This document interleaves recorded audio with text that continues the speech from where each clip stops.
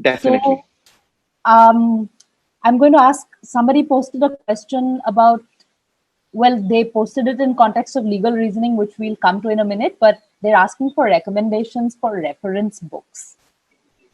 So I think again, pretty much all the previous material that most people would have had, including the various law prep tutorials like ours, like Legal Sapiens used to have, has, I think, it continues to be relevant only for non-CLAT examinations now.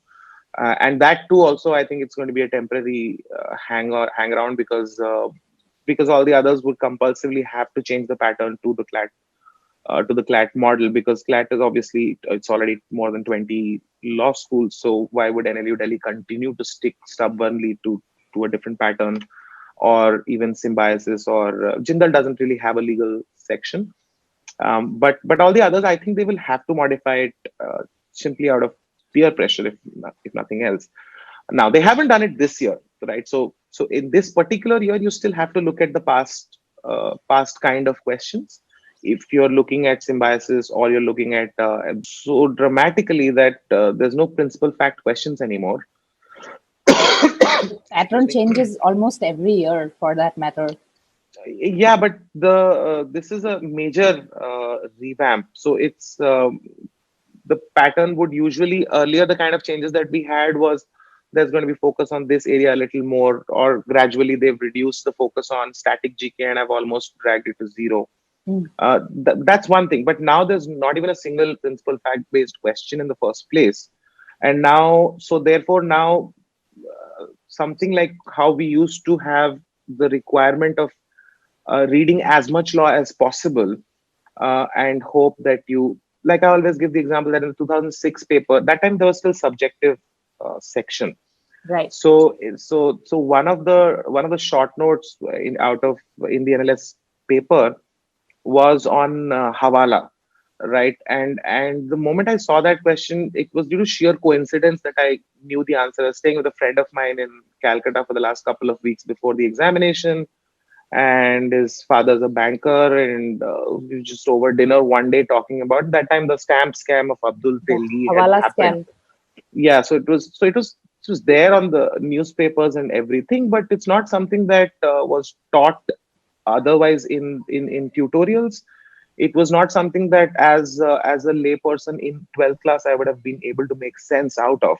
But Absolutely. because somebody who sat down and explained to me and understood it in depth, with in-depth knowledge, the moment I saw that short note, I knew I'm going to get like extremely good marks on that question, Mm-hmm. right? And I also knew a lot of people who are in the top 300 or 500 ranks. That's where the real competition is in terms of if you want to go to NLS at least, Yeah. are going to screw it up. That's at least 1.5 marks extra I'm going to get on that particular question. So imagine the smile on my face before I started writing down that answer.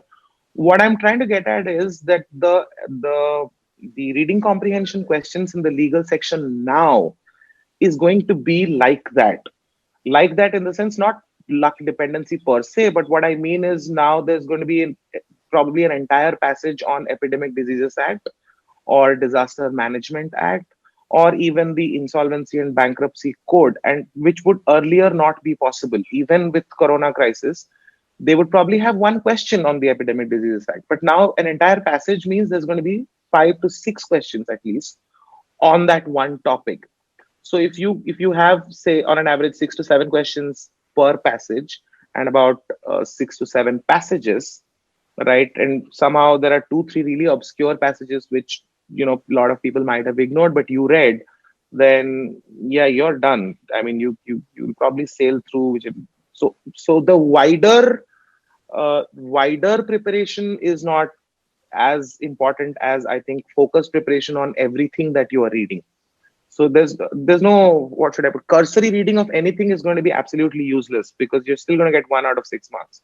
Whatever you Right. read in as much detail as possible, which is not something I would have recommended last year. So last So, year, if you looked at Epidemic Diseases Act, you could have just looked at the fact that this is in 1897, which is the year. There is, reasoning this year, I noticed yeah, that there is a lot of overlap with how a logical reasoning brain would think yes, in that yes. context. Because what are you being able to infer infer from this passage? There are those questions as well. So in a Yes. sense, I think the overlap has increased between these two sections. Yes, and GK, and with GK also, because now there's a lot of legal knowledge which might be required in the GK section, Correct. and there's a lot of GK which would be required in the legal section. Yeah, they've So as a mixed it. teacher also, right. So as a teacher also, now I think it's very difficult for a GK faculty to actually take a reasonable GK class without having legal knowledge, and it's practically impossible for a legal faculty to take a legal class without reading the newspapers carefully enough. It's just no point. I can go on completely different application of the same concept. So unless I'm reading newspapers separately, and I behave like an 80-year-old professor in a law school who's just still teaching you Menaka Gandhi, it We just all doesn't know work. those professors. Yeah, we do. They're just not bothered to read what's happening now. No, and to be honest, I have no idea. Just like I had no idea. So let me start. How should I answer this? When I used to give the entrance in 2005 and 6, like I was just telling everyone, they had a subjective section. Right now, in the MLS Bangalore paper in particular, they had a subjective section in legal also. Mm. Right. So, and that subjective section would they give you principle and facts, yes, but they would expect you to argue from both sides. Right. Now, that's a skill after 2006 to it's been 14 years later also. I think that's a skill which is relevant even when you are in law school and even beyond. Mm. And that's a skill which would be relevant even when I was at Amarchand, because it should be able to think from both sides, right? On the other hand, the objective section where they ask you a principal fact and expected you to come to one particular conclusion, even if you're very well practiced and you know exactly out of ABCD which is the right answer, that's a skill you will have to unlearn when you are in law school, because God forbid if you're arguing from the other side, you're just going to give up and say, "Nahi, main to entrance mein dekha tha ek hi correct answer hota hai." Mm. No, obviously if Jethmalal is on the other side, he's going to be able to argue something, right? So it's so I don't know what they were testing for the last half a decade or decade also when the CLAT was happening. Now what are they testing to be probably try to be kinder to the professors who've decided this. I think what they're trying to test is if somebody is just able to think in a logical manner in the legal section as well. So it's not that you need to know, because they're not asking you questions about on what decided case laws are, etc., etc. Right. But they are asking you. So when you read about the law, how conversant are you with legal language, maybe, or your ability to interpret and understand, which is what they've been saying for the last 2 decades. I don't know if they'll be able to achieve it this time also. I don't know if there's a real way to achieve it actually also, unless you actually reach law school and start competing with trying to get an article published in a top level journal.